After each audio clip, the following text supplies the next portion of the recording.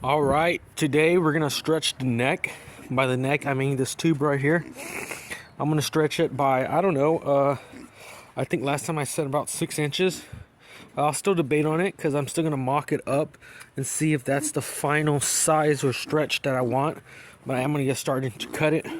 Pretty much everything's pretty much tacked on the rear end wise. You can see it's just a little bit of welds, you know, nothing too crazy. I still gotta just finish it up, and I did make the dropouts, or I mean the things you slide the rear axle to. They're pretty much the same on both sides, and I just had to run this little mini spacer to keep the rim centered to the actual fender. So I'm pretty satisfied with that. It's lining up pretty good. So rear end wise, I really don't have to mess with it. I do have to straighten this out because this is a little crooked. You can see it's pushed in a little bit. What I'm gonna have to do is probably cut the tack and then tap it with a hammer and make it more flush and flat, because at the moment it's not sitting flush with the washer, but it is just tacked. If you can see right here, there's just a little weld.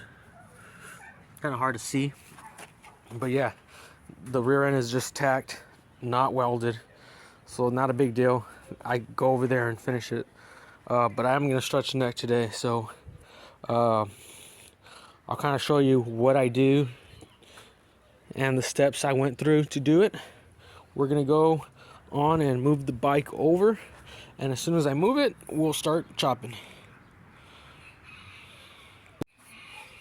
All right, just a little example. All this is just Bondo dust. I was blocking a fender for a friend of mine. Yeah, all right. If you could see, this is the pipe that's gonna be my reinforcement, and I'm thinking to stretch the neck about this much,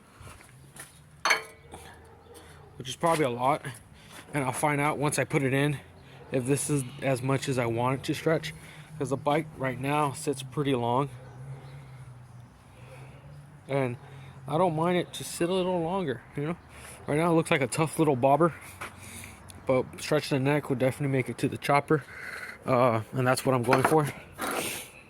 I did have to trim some of grind some of this tubing, just being too thick to fit in this tubing here, and most likely the frame as well, because it's the same dimensions of the frame, this tube right here, and because it's a seam welded tube, if you look real good, it has this metal thing here, and I don't have a Dremel or something big enough to go in here and grind it, so I just ended up grinding a little slot here, so it helps the tube to slide all in.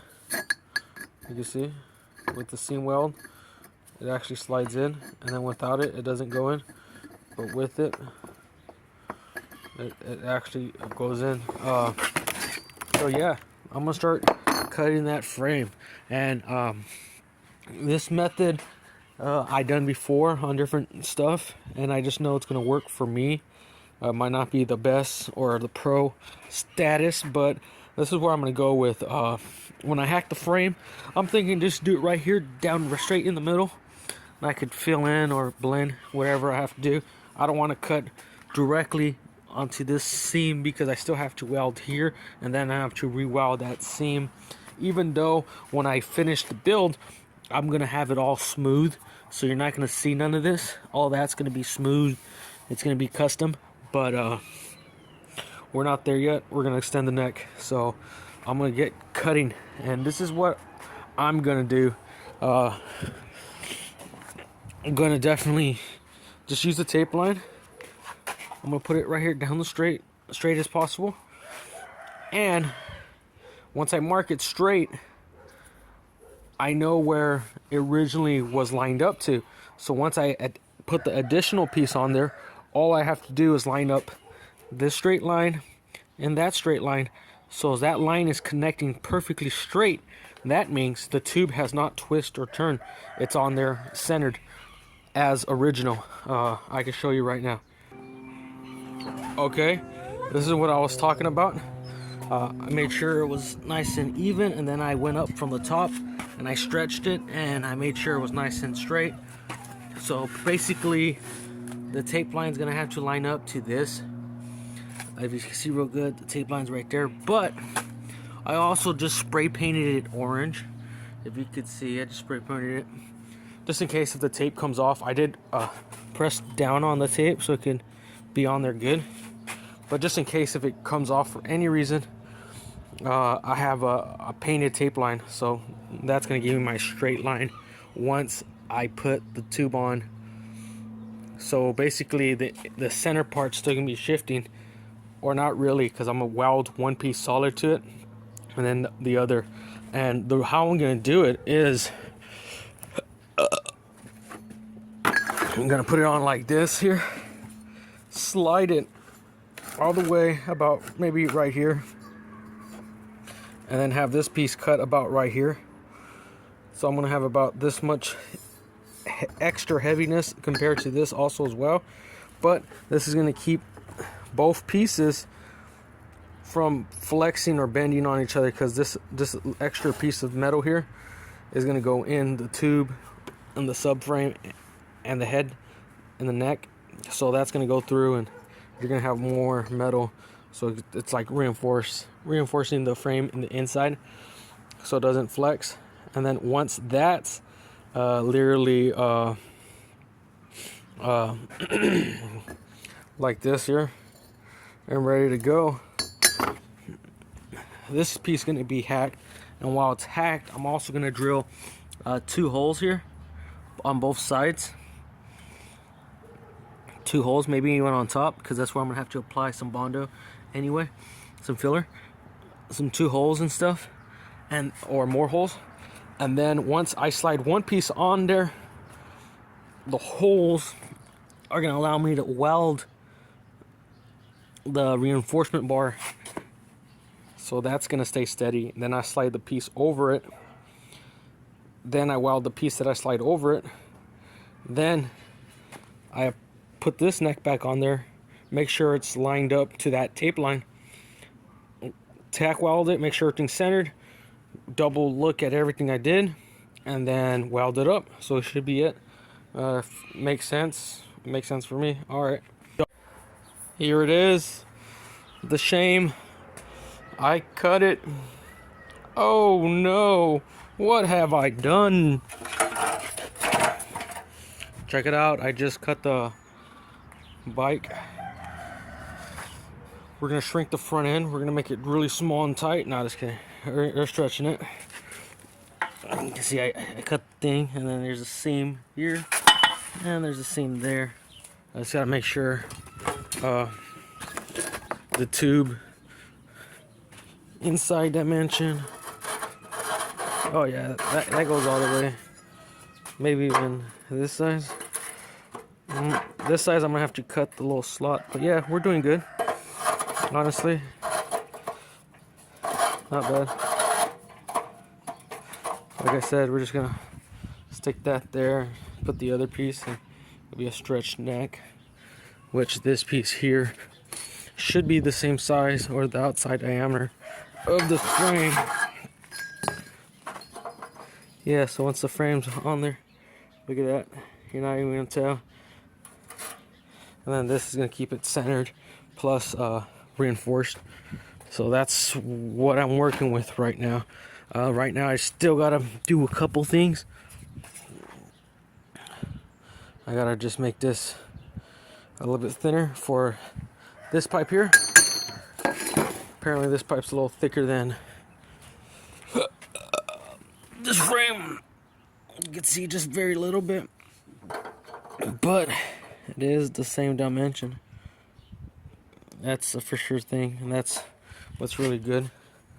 Also, I'm gonna smooth this out a little so it could sit nice and flush. It just has a little lip on it. But yeah, I'm coming along to stretch the neck. Here you go. It's a stretch. It's a stretch neck. I was just sitting down having a break of all this freaking grinding here. I ended up chopping the tube.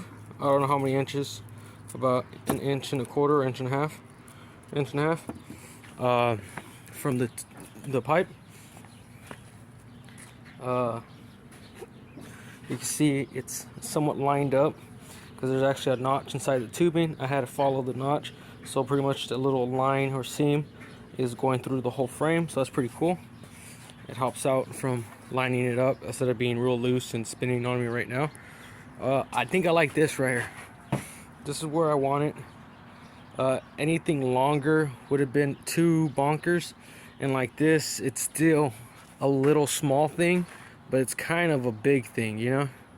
Now it's almost like a size of a full motorcycle, but it is what it is. I think this is the size I'm gonna go with. Or do you think I should shrink it just a little bit? No, I think like that, because once it stands next to an actual stock Honda Cub, people are gonna notice the forks are extremely stretched, and then they're gonna notice even the tube stretched. They're gonna be tripping out on it. They're gonna be like, "Whoa, there's a stretch," and it's pretty nice. I kept the original kickstand. Most people on YouTube, or most people on the internet too, they remove this kickstand and they weld that part of the frame onto this part, but I did it like right between there from I have chain clearance. I know I'm gonna have chain clearance because if you see that sprocket where it sits at and where the motor's gonna be, it's gonna have clearance. If not, I'll just put a little guide, weld on a little guide for the chain. I haven't done any tacking or anything. I'm gonna take off all the pressure because right now it's kind of kinking the tube, like with weight on here and weight on here. It doesn't look that bad. Honestly, it looks pretty straight, but it is kinking it. But I think I'm gonna leave it around this length on the neck. It was longer and it just looked a little bit too big for me. I did want this thing to be like a little small. Oh, the neighbor. That's a mean dog. Yeah, I think this is gonna be perfect. That's perfect length. Stretch the neck and stretch bars. Stretch forks. Now I'm probably gonna bend these bars a little bit more because I did wanted them to sit something like that, or like that. Then I'm sure I gotta get a gas tank. I seen some on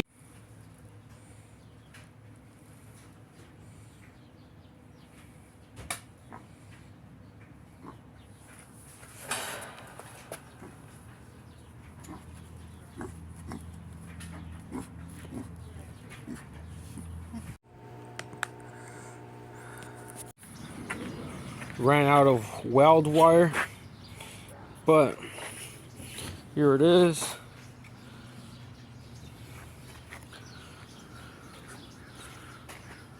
I think it came out pretty. Oh. Really like that stance. Think about right here. Might look different on the camera. Yeah, it looks better on this angle. But yeah. And then this plate looks real stupid right now because it's not done yet. These are gonna where my bar tubes are gonna go on, and then I'm gonna drill tabs for the springs so I can run that Springer front end that I'm gonna make. I haven't got. I'm still deciding on what size tubing do I want for the front forks, or if I want to go square tubing, or square tubing like in a diamond shape or something. I don't know. We'll figure it out once I get my springs to know how much clearance I have between the forks and the springs, and then how I'm gonna mount it onto the rim itself. I could weld a bracket that bolts onto it, or I could actually bolt it using a longer rod. You see, it's freaking straight.